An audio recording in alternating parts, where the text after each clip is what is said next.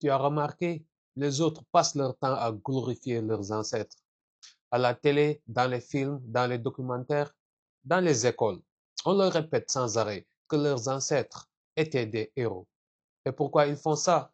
Parce qu'ils savent qu'un enfant qui grandit avec l'idée que ses ancêtres étaient des héros, il finit par croire qu'il peut être un héros lui aussi.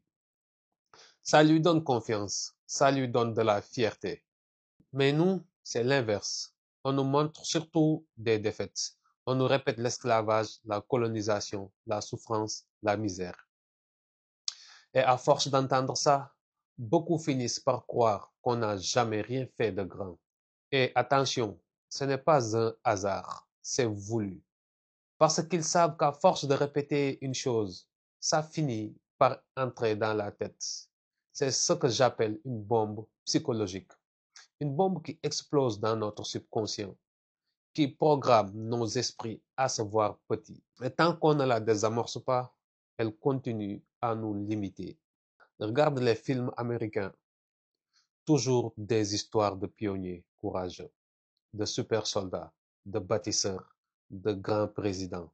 En Europe, on glorifie les chevaliers, les explorateurs, les bâtisseurs de cathédrales, les conquérants romains. Ces histoires ne sont pas de simples histoires. Elles sont des fondations. Elles disent aux enfants, tu es l'héritier de cette grandeur. Et cette programmation, elle marche. Elle nourrit la confiance. Elle nourrit la fierté. Et nous, nos livres d'école racontent surtout nos chaînes, nos souffrances, nos colonisateurs, nos défaites. Jamais nos bâtisseurs, jamais nos savants, jamais nos résistants. C'est ça la bombe psychologique. Elle te fait croire que tu viens d'un peuple sans gloire et donc que tu n'as pas de grandeur en toi. Et c'est exactement pour ça que j'ai créé Knipo. Parce qu'ici, on ne se contente pas de subir l'histoire des autres. On la questionne, on la rééquilibre. On redonne aux jeunes Africains des raisons de marcher la tête haute. Alors, si toi, tu crois que le savoir peut élever, abonne-toi, rejoins cette communauté, parce qu'ensemble, on avance pas à pas et on désamorce cette bombe. Cette bombe psychologique, elle agit dans le silence. Tu ne la vois pas, tu ne la sens pas, mais elle agit. Quand tu entends 1000 fois que tu viens d'un peuple d'esclaves, ton cerveau finit par l'accepter comme une vérité. Et ça limite tes rêves. C'est comme une prophétie autoréalisatrice. Tu crois que tu ne peux pas, donc tu n'essaies pas, donc tu échoues. Et ton échec devient la preuve que tu avais raison. C'est comme ça que les stéréotypes s'installent, par répétition, comme une pub qu'on voit 1000 fois. Même si elle est fausse, à force, tu finis par y croire. Mais la vérité, c'est qu'on vient aussi de bâtisseurs, de résistants, de savants. L'Empire du Mali, Tombouctou et ses universités. Des figures comme Sundiata Keita, Cheikh Anta Diop, Reine l'enseigne pas. Mais tout ça, on ne te l'enseigne pas. On t'a programmé pour ne voir que la souffrance. Alors que notre histoire est aussi faite de grandeur et d'intelligence. Et là, j'insiste, chaque parent a un rôle à jouer. Parce que si toi, tu ne racontes pas l'histoire à ton enfant, la télé va le faire à ta place. Les médias vont le faire à ta place. Et ce qu'ils vont lui donner, c'est la bombe psychologique. Ils vont l'associer des petits à la misère, à l'infériorité. Alors que si toi tu parles à ton enfant, si tu lui racontes des histoires vraies, si tu lui fais découvrir des figures inspirantes, tu commences à désamorcer la bombe. Ne laisse pas tes enfants au hasard. Ne laisse pas leurs esprits au marché des stéréotypes. C'est à nous de leur transmettre la fierté, pas aux autres. Il y a un lien direct entre cette bombe psychologique et la richesse. Parce que si tu crois que tu viens d'un peuple sans grandeur, tu finis par croire que la richesse, ce n'est pas pour toi. Tu entends, l'argent, c'est pour les autres. Tu crois que c'est vrai. Et donc, tu n'essaies pas. Tu travailles dur, mais tu ne construis pas. Parce que tu crois que ce n'est pas ton rôle. Mais regarde nos ancêtres. Ils avaient des royaumes prospères. Ils commerçaient, ils bâtissaient, ils inventaient. Nous n'avons pas hérité de la misère. Nous avons hérité d'une intelligence et d'une créativité.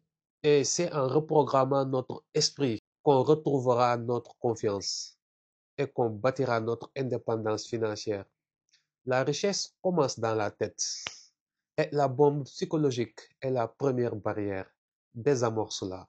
Et tu verras que tu peux, toi aussi, entreprendre, investir, transmettre. Un jour, en Europe, quelqu'un m'a demandé, mais vous, comment vous faites pour vous adapter ici? Parce que là d'où vous venez, il n'y a que la forêt, la misère, la pauvreté. Pour lui, c'est normal de penser ça, parce que c'est ce qu'il avait vu à la télé. Pour lui, l'Afrique, c'était que ça. Un autre ami aux États-Unis a eu la même question et il a répondu pour rire. Oui, c'est vrai, on vit dans la forêt. Même votre ambassade est construite sur un baobab. Tout le monde s'est mis à rire. Mais derrière la blague, il y a une réalité. Mais eux, ils sont programmés par cette bombe psychologique. Et ça influence la façon dont ils nous voient, la façon dont ils nous traitent. Alors, comment on désamorce cette bombe psychologique? En trois étapes simples. 1. Apprendre, lire, écouter, chercher les histoires qu'on ne nous raconte pas. 2. Parler à nos enfants, à nos amis, partager nos figures inspirantes. 3. Créer des vidéos, des livres, des films, des contenus qui reflètent notre vraie histoire. C'est comme ça qu'on reprogramme notre subconscient et qu'on désamorce la bombe de nos vies. Parce que si on passe pas à l'action, ça reste juste de belles paroles. Première étape, cherche la vérité par toi-même. Ne te contente pas des manuels ou des infos qu'on t'a donnés. Lis un livre d'un historien africain. Regarde une conférence. Creuse un sujet par toi-même. Chaque nouvelle vérité, c'est comme couper un fil de cette bombe dans ton esprit. Deuxième étape, parle-en autour de toi, à tes amis, à tes frères, à tes enfants. Ne laisse pas les médias être les seuls à façonner leur esprit.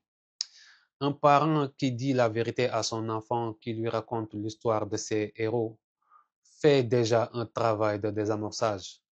Troisième étape, expose-toi au bon contenu. Tu veux rééduquer ton subconscient, alors nourris-le chaque jour. Regarde des vidéos qui parlent de nos héros. Lis des articles. Écoute des podcasts. Petit à petit, ton cerveau va se reprogrammer. Quatrième étape, imagine ton futur avec fierté. Demande-toi, et si j'avais grandi en entendant que mes ancêtres étaient des bâtisseurs, des savants, des résistants, qu'est-ce que ça aurait changé dans ma confiance? Maintenant, prends cette énergie et projette-la dans ton avenir. Et pour aller plus loin, regarde les vidéos qu'on a déjà faites sur Sankara, sur Père riche, Père pauvre ou sur d'autres héros africains. Elles sont là pour ça. Elles sont comme des briques. À force de les accumuler, tu bâtis un mur de confiance et de conscience. Voilà le plan d'action. C'est simple, c'est concret. Et ça commence aujourd'hui. Mais n'oublie pas, ce qui se répète dans ta tête devient ta vérité. La bombe psychologique est réelle. Elle agit dans le silence. Elle programme notre esprit. Mais on peut la désamorcer par le savoir, par la transmission, par la création. Nous n'avons pas à hériter de la misère. Nous avons hérité de la grandeur. La question est simple. Est-ce que tu laisses la bombe exploser dans ta tête ou est-ce que tu la désamorces pour marcher la tête haute et construire ton avenir? Nippo, le savoir, ta véritable force.